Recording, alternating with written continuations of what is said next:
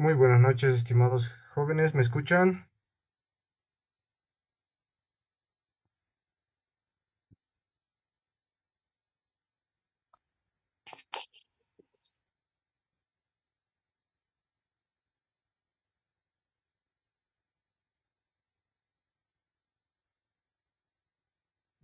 ¿Hay alguien ahí?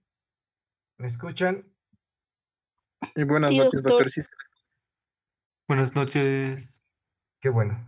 Bueno, pues, jóvenes, voy a presentar la decimosegunda clase de soporte vital, que es la última, ya para concluir el prefacultativo, que es el último tema de convulsiones.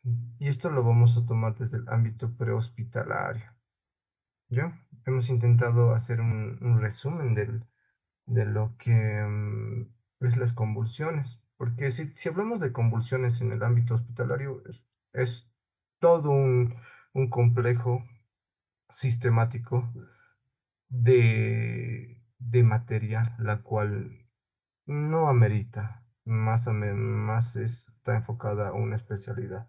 Pero esto lo vamos a hacer algo sencillo en el ámbito prehospitalario, como hemos comentado. Como definición, las convulsiones son alteraciones del cerebro, ¿ya? En la que se producen descargas eléctricas bruscas y excesivas, ¿ya? Esto se da porque hay un desbalance entre los aniones y esto condiciona a que estas descargas eléctricas se produzcan de tal manera en forma brusca y excesivas.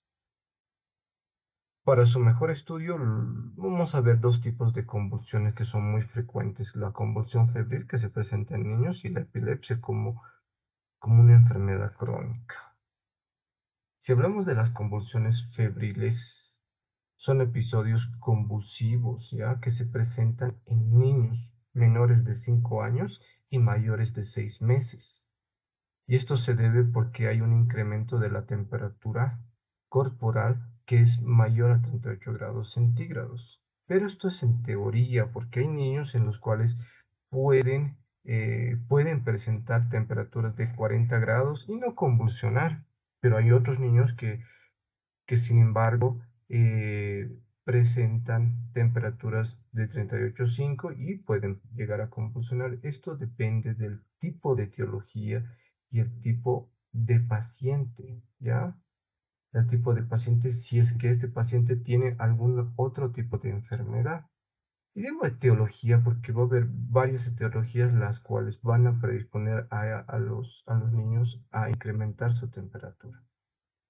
Las tres más conocidas son la parte de la vía respiratoria, gastrointestinal y el aparato urinario. Si hablamos de la vía respiratoria, tenemos que hablar de que estos niños pueden cursar con enfermedades inflamatorias y también infecciosas de carácter respiratorio. Y estos pueden estar asociados a infecciones ya sean virales o pueden ser infecciones bacterianas, los cuales pueden condicionar a que se instale una enfermedad o una infección y esto conduzca a el incremento de temperatura, que es la fiebre. Algo también frecuente en los niños menores a 5 años, ya que están en esa etapa de querer experimentar su entorno, sobre todo, eh, van a llevar objetos a su boca. Y estos objetos, en la mayoría de los casos, son objetos contaminados, no están limpios. Entonces, ahí empiezan las infecciones estomacales que les pueden llevar a las enfermedades diarreicas agudas. Y estas enfermedades, producidas en la mayoría de los casos por bacterias, así como también virus, pueden condicionar a cuadros también asociados con fiebre. Y por último, las infecciones urinarias, que son más frecuentes en niñas que en niños. Esto debido a que la uretra de la niña es más corta en relación que la uretra de los niños, porque los niños tienen un pene y al tener el pene la uretra es un poco más larga. Entonces, las niñas tienen mayor predisposición a presentar infecciones urinarias y esto se puede deber al uso del pañal, a la mala manipulación de los pañales y también la limpieza de la región genital por parte de las madres.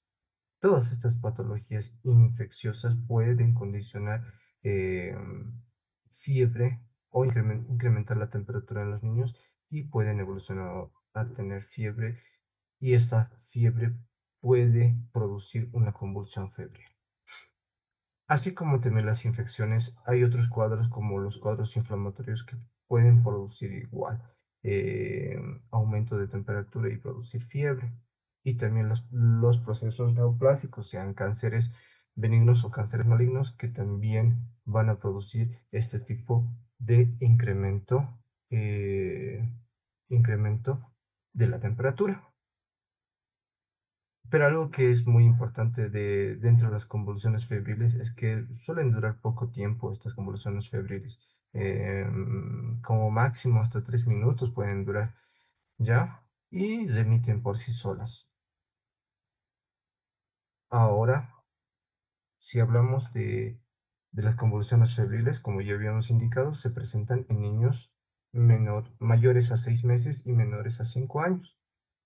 Ya duran poco minuto estas convulsiones febriles, ya, y después de la convulsión el paciente se recupera, a veces en los primeros minutos está un poco cansadito, está somnoliento, pero esto a lo largo a lo largo del tiempo pasa, ya, y vuelve con su actividad. Solamente se tiene que hacer el manejo de la fiebre y así poder controlar que no se vuelva a presentar un cuadro convulsivo. Y estos cuadros convulsivos no causan daño cerebral. Ahora, ¿qué debemos nosotros hacer ante estos cuadros? Uno, mantener la calma. Como en todo, en la parte de medicina, es primero mantener la calma. Sea en la parte clínica que en parte quirúrgica, es lo mismo, mantener la calma.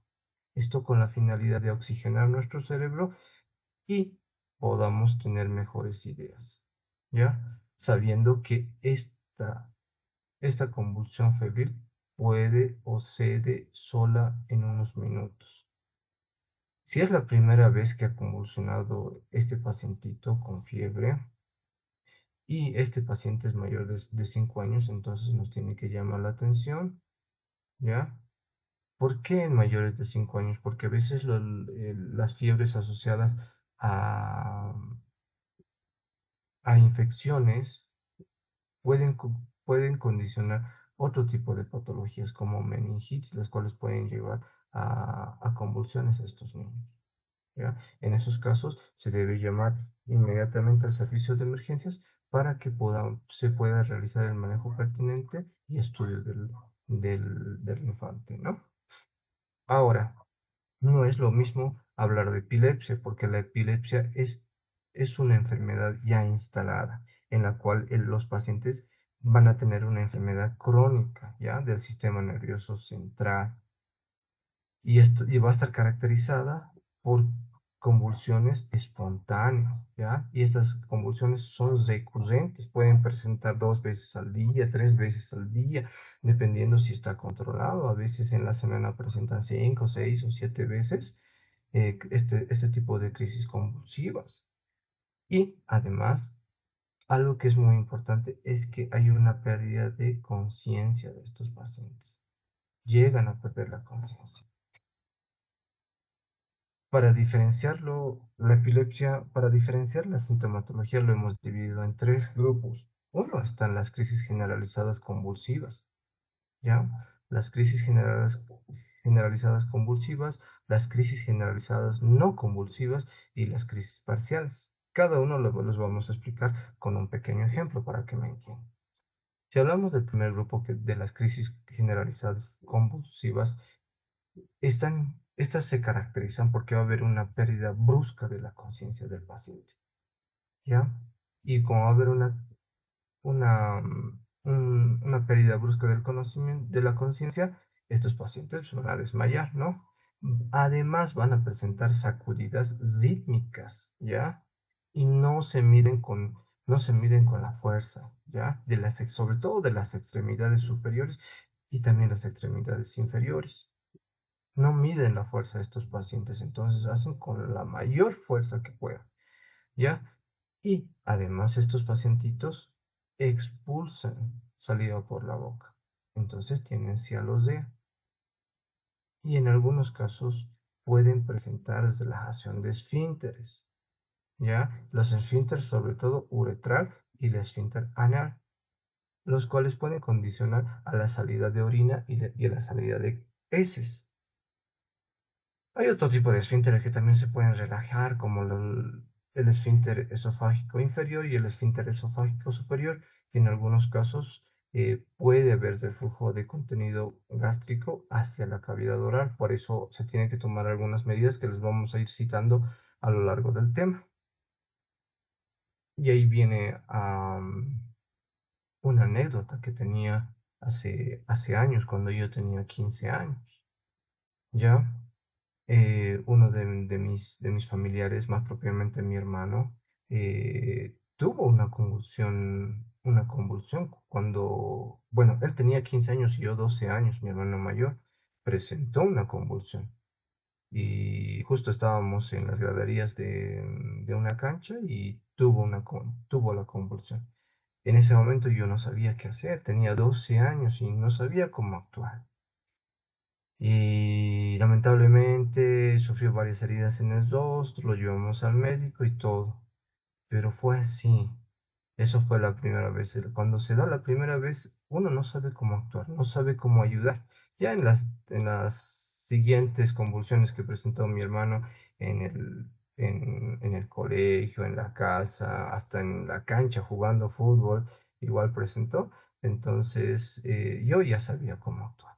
Ya sabía que tenía que agarrarlo, hacerlos de costar, agarrar la cabecita para que no se golpee, colocarlo de cúbito dorsal, que pase la convulsión y nuevamente o sea, recobra la conciencia y puede restablecerse. Eso yo no lo sabía. Ya cuando a medida que fui creciendo, él fue tratado también, recibió un tratamiento médico y se pudo controlar su enfermedad. Porque esto de la epilepsia puede ser debido a varias causas, desde las cuales podemos citar desde procesos inflamatorios, infecciosos y también neoplásicos, sean estos benignos o sean malignos. Además, en este tipo de enfermedades, si hablamos de la epilepsia, puede haber cuadros parasitarios como la cisticercosis que puede llevar a convulsiones. Pero lo más frecuente en nuestro medio y a nivel mundial se da la hipoxia al nacimiento. Y esa hipoxia al nacimiento es debida a que hay un sufrimiento fetal en los niños porque el parto es prolongado. Y este sufrimiento se da sobre todo en madres primerizas, las cuales prolongan el parto, ¿ya? El trabajo de parto, esto debido a que no tienen la experiencia en el momento del parto de realizar el pujo. Comprendo que deben tener mucho, debe ser mucho el dolor al momento del parto, pero esto también condiciona en dejar secuelas a los niños, ¿ya? Llega un punto en el cual ese niño ya no tiene el aporte de oxígeno adecuado hacia los órganos diana, sobre todo al cerebro, y esto condiciona lesiones microscópicas, como en el caso de mi hermano se pueden presentar en la niñez o juventud o en algunos en la adultez, ¿ya? Y cuando realizan los estudios tomográficos no se ve ningún tipo de lesión a nivel del cerebro. Entonces se infiere que puede ser una hipoxia al nacimiento. Entonces tengan mucho cuidado ustedes cuando ustedes realicen, cuando ya estén en carrera y vayan a provincia o sean médicos generales y atiendan un parto, deben realizarlo de la manera más consciente y más rápida, ¿ya? En el sentido de que ese niño puede nacer con secuelas si, si el parto se prolonga, ¿ya? Luego de eso, tenemos las crisis generalizadas no convulsivas, que son las ausencias. En estos casos, estas personas tienen una pérdida de la conciencia, ¿ya? De segundos, ¿ya? Dura segundos, puede durar hasta 5 segundos, en algunos casos hasta 10 segundos. Y ahí les tengo otra anécdota, así como ustedes están en el prefacultativo, yo estuve igual en el 2008 en el prefacultativo de la UNSA, igual, de la misma manera, pero el prefacultativo era presencial en ese entonces, era presencial. Y pues yo me dediqué y me esforcé por querer cumplir mi objetivo, que era aprobar medicina.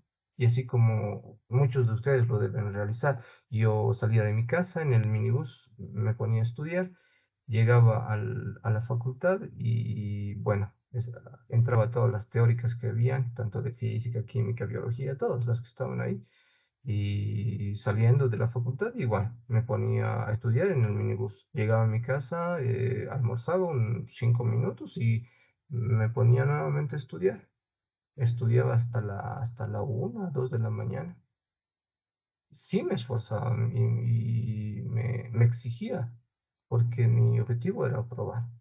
Entonces, em, llegué a un punto en el cual ya casi en el segundo parcial, llegué a un punto en el cual estaba tan estresado y tan cansado que salí de mi clase de física y a- quise pasar al frente de la calle. O sea, estaba en la avenida Saavedra, pasando al frente hacia el hospital de clínicas para tomar mi movilidad que me llevaba a mi casa. Entonces, apenas salí de la acera, no me acuerdo nada más, no me acuerdo. Y debieron pasar más o menos como 4 segundos, 3 segundos, que recobré la conciencia. No me caí, no me desmayé, solamente que estaba en el modo automático. Entonces recobré la conciencia cuando estaba al frente de o sea, estaba en medio de la calle y la movilidad estaba ahí, casi pegada a mí. Era un minibús que me estaba bocineando y la mayoría eh, mm, de los pasajeros me estaban gritando porque era imprudente lo que había hecho. Entonces, había cursado con una crisis de ausencia, ya que había durado 3 segundos, pero esto ha sido no por algún tipo de enfermedad, sino que ha sido que el grado de estrés en el cual estaba yo sometido por querer aprobar la carrera era grande, ¿ya? Y el cansancio físico en el cual tenía y el cansancio mental que tenía era demasiado, porque apenas dormía 3 horas, 4 horas. Tampoco me alimentaba muy bien, porque yo creía que eh, estudiando y evitando la parte del alimento iba a ganar un poquito más de tiempo, pero no era así. Y ahí recibí el mejor consejo que alguien me hubiera podido dar. Fue mi hermano el que me dijo.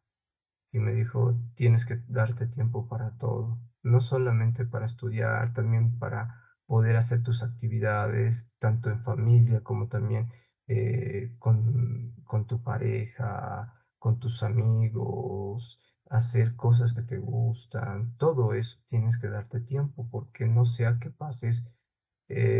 Alejandra, r- la voy a, la voy a eliminar, por favor. Vuelve a rayar una vez más, la elimino del grupo. Voy a solicitar a informática que la borren y no va a poder dar su examen. ¿Ya? Y entonces, como les decía, me dijo mi hermano, no sea que pase de ser médico a ser paciente. Y eso pasó. Me, Me dediqué a estudiar, sí, pero también me daba tiempo para poder realizar mis otras actividades. Y ahora, como me ven, soy especialista, hago mis cosas, estudio, también tengo tiempo para mi familia, para mis hobbies, para hacer muchas cosas. Y así sucesivamente ustedes algún día estarán o podrán cumplir también este objetivo que yo lo tenía y ustedes lo tienen ahora.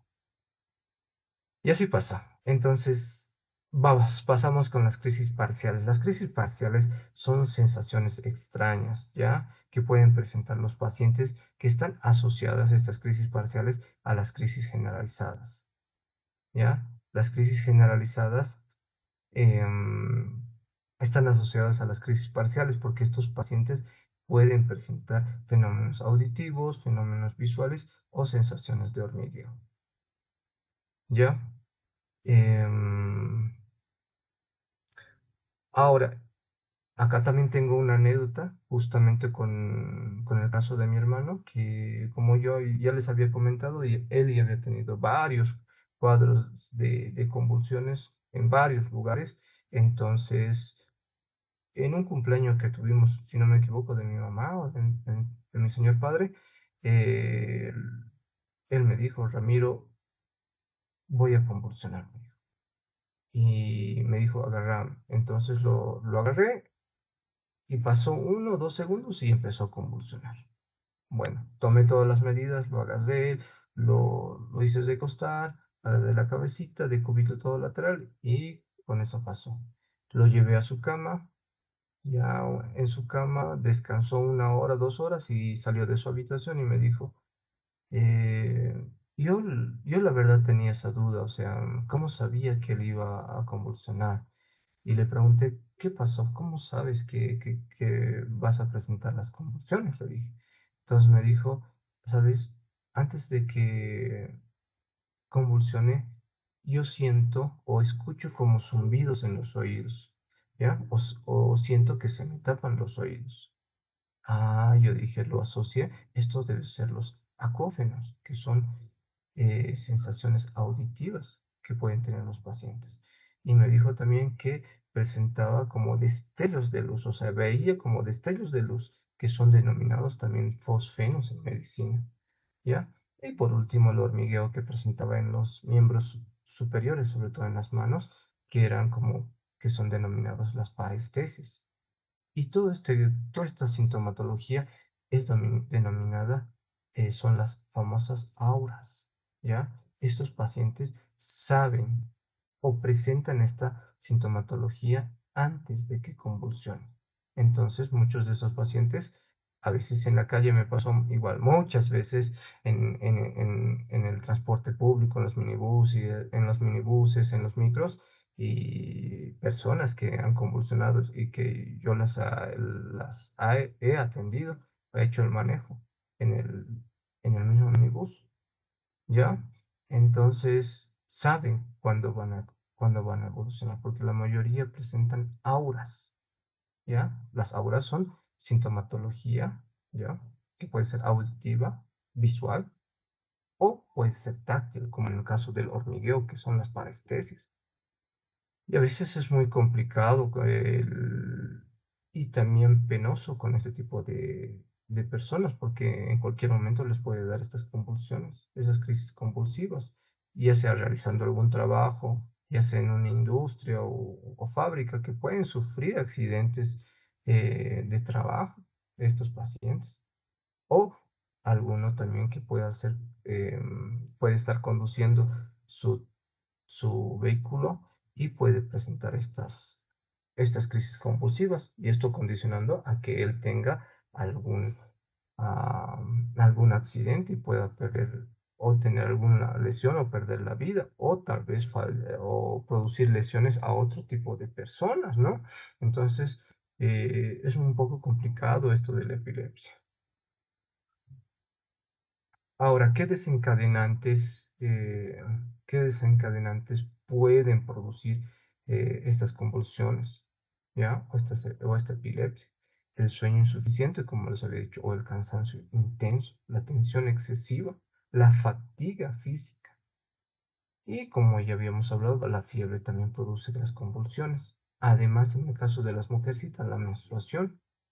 Algunos medicamentos pueden condicionar a la presencia de convulsiones, el abuso del alcohol, la, la estimulación sensorial excesiva, como en el caso de la visualización de la televisión o de las videoconsolas, ya en el caso de los varoncitos que les encanta jugar el Play 5, ¿no?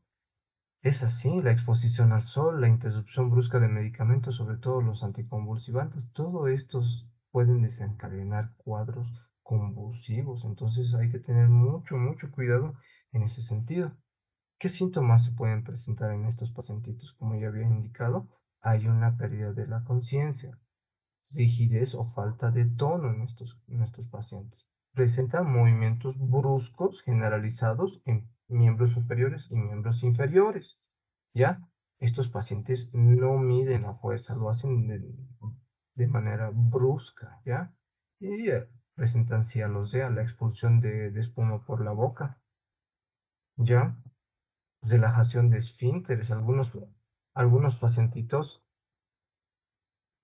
algunos pacientitos pueden, como se dice, eliminar saliva por la boca, que se denomina cialosea, ¿ya? Que se denomina cialosea. Y pueden presentar los ojos blancos, ¿ya? Pueden presentar los ojos blancos estos pacientitos. Esto se debe a que la pupila se puede elevar por encima pues se puede dirigir hacia arriba y se puede ver las escleras. Em, ¿Qué debemos hacer ante una convulsión, jóvenes?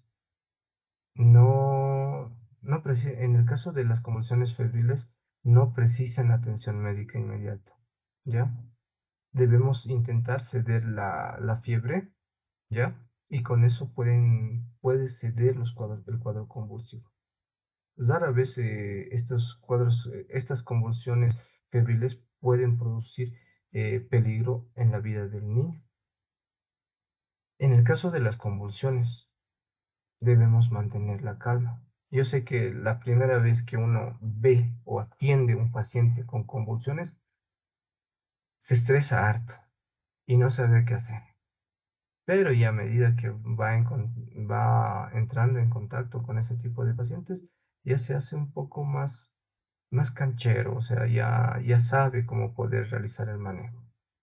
Lo más importante es que si la persona te dice que va a tener un cuadro convulsivo o ya sabe que le va a pasar una convulsión, debemos intentar hacerlos de costar, ¿ya? Y colocarle en una posición de seguridad que puede ser de cúbito lateral izquierdo o de cúbito lateral derecho. Esto con la finalidad de evitar la broncoaspiración, porque si nosotros lo colocamos en decúbito dorsal, o sea, de espalditas, y puede haber la salida del contenido estomacal y como se van los esfínteres esofágico inferior y superior se van a relajar, puede haber paso del contenido gástrico hacia el esófago y hacia la boca.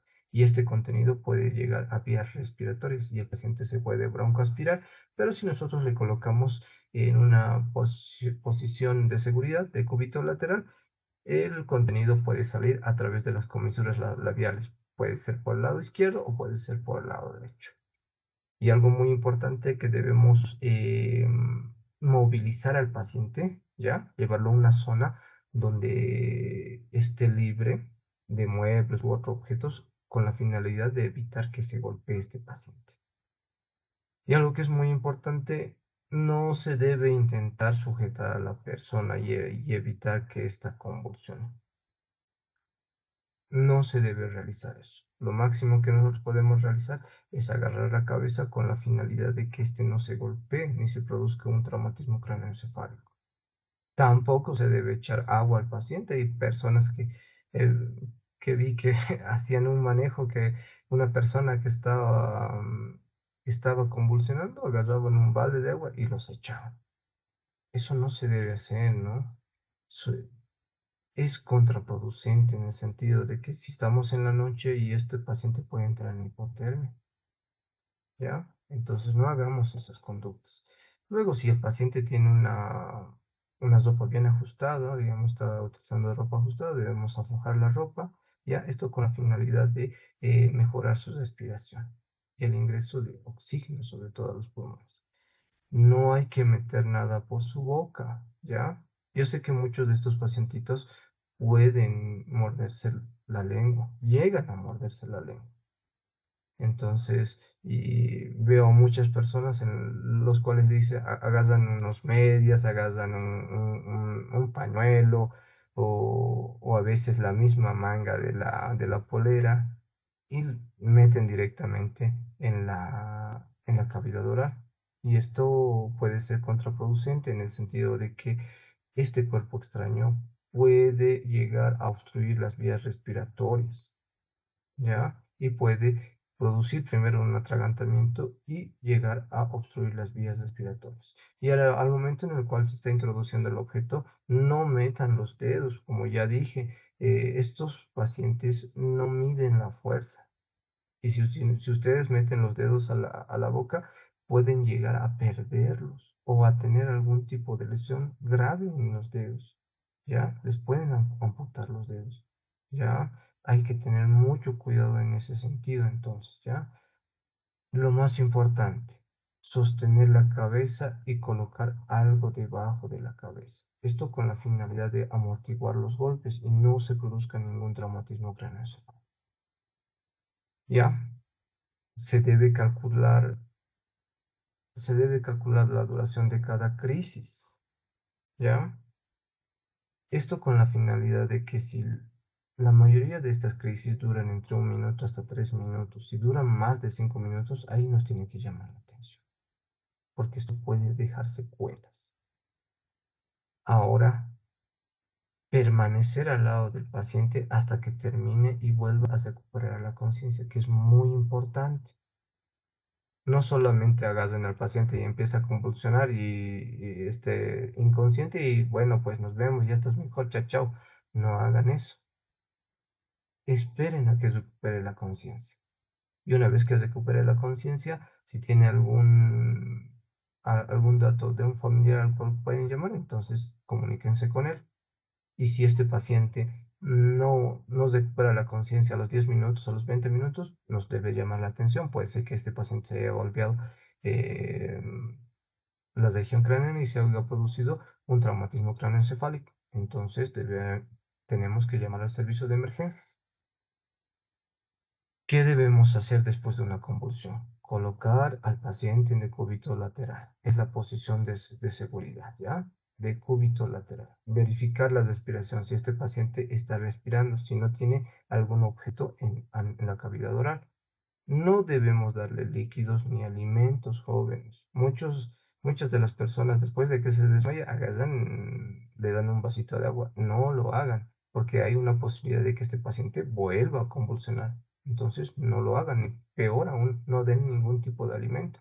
Pasados los 10 minutos, si esta persona no convulsiona, entonces pueden evaluar si le pueden dar un poco de agua, porque estos pacientes despiertan cansados por la excesiva estimulación que han recibido, ¿ya?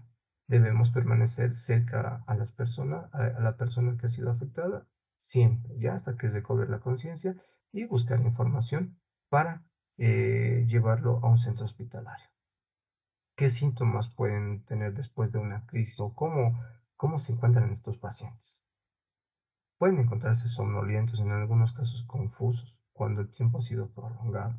Puede ser 3 minutos y estos pacientes a veces pueden estar somnolientos, o sea, casi dormidos. Y en algunos casos pueden recuperar totalmente la conciencia. Como ya dije, este estímulo excesivo lleva a que estos pacientes estén bien cansados.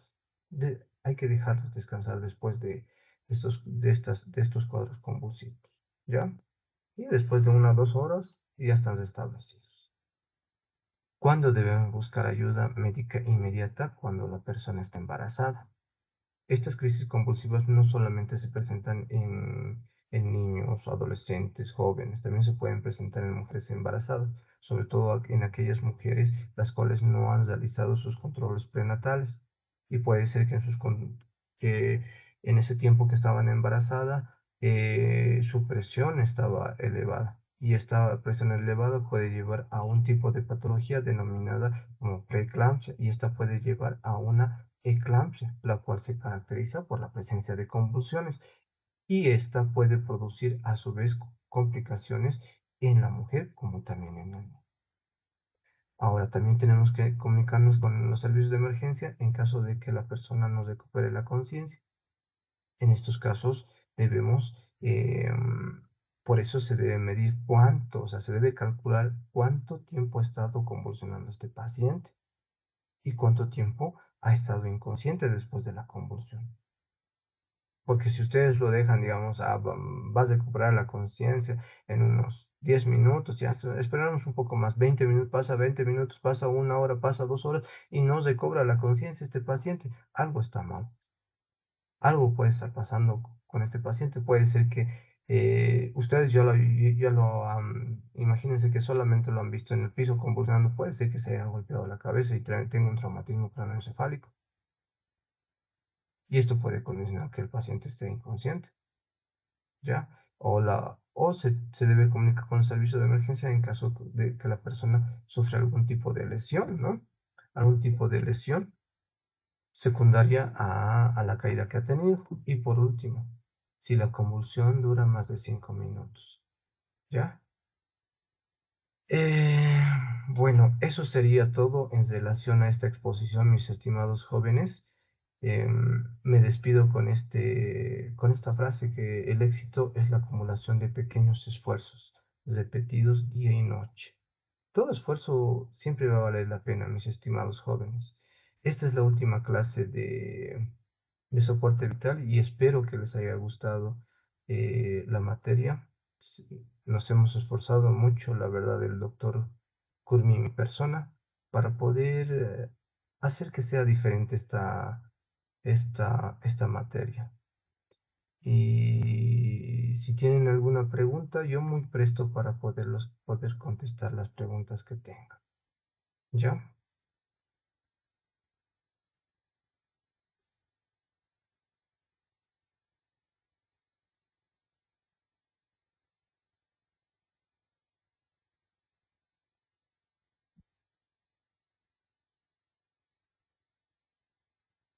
Alejandra Zondo lo vamos a, ¿cómo se dice?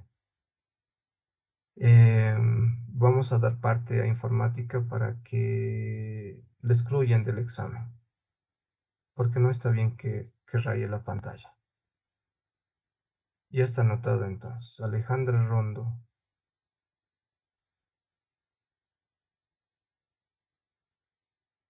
No hay duda, no hay dudas, jóvenes.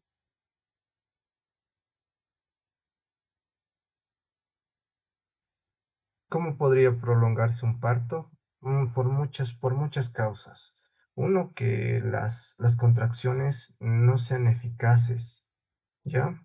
Se tiene que llegar a un punto en el cual tanto la dilatación a nivel de la región genital de la mujer, o sea, la dilatación que tiene que ser mayor a 4 o 5, ¿ya?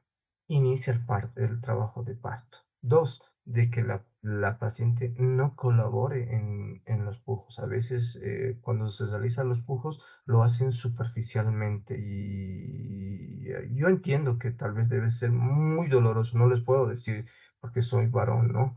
Eh, las mujeres tal vez debe ver en la clase mujeres que, ¿cómo se dice?, han tenido sus bebés. Debe ser muy doloroso, debe ser muy doloroso y comprendo, pero hay momentos en los cuales algunas mujeres se dedican más a gritar que a hacer los pujos. En ese sentido, este parto a veces se prolonga, lo que tendría que ser una media hora, se prolonga 1, 2 horas y nos damos cuenta ya con la fetocardia que tiene el pacientito, que normalmente tendría que ser 160, menor a 160 latidos por minuto, y estos pacientitos ya presentan taquicardia, pues están con 165, 170 latidos por minuto, y ya nos damos cuenta nosotros de que este pacientito está con sufrimiento fetal, y esto puede ser por hipoxia, como les dije. Bueno, pues mis estimados jóvenes, desearles lo mejor y que este último examen que tienen este 29 les vaya bien, aprueben en la materia y en un futuro próximo ya no nos veamos solamente como un docente y como un alumno, ¿no? Sino como colegas, porque ustedes son el futuro de la medicina. Nosotros ya estamos de salida. No somos tan viejos, pero ya estamos de salida. Ustedes son el futuro, la salud va a depender de ustedes. ¿Ya? Pues jóvenes, que tengan buenas noches y em, que den un buen examen este 29.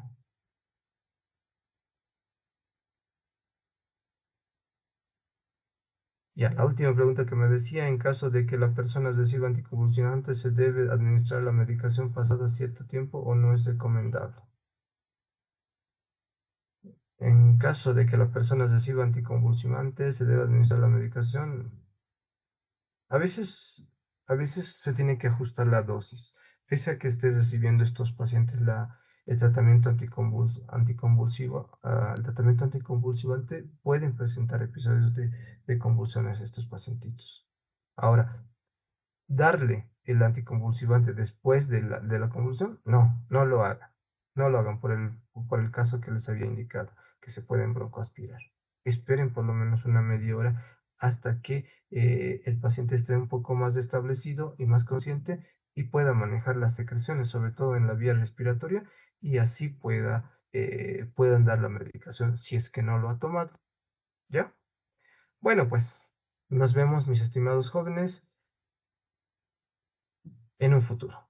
Chau, chau, nos vemos en carrera entonces. Gracias, doctor. Chao, chao.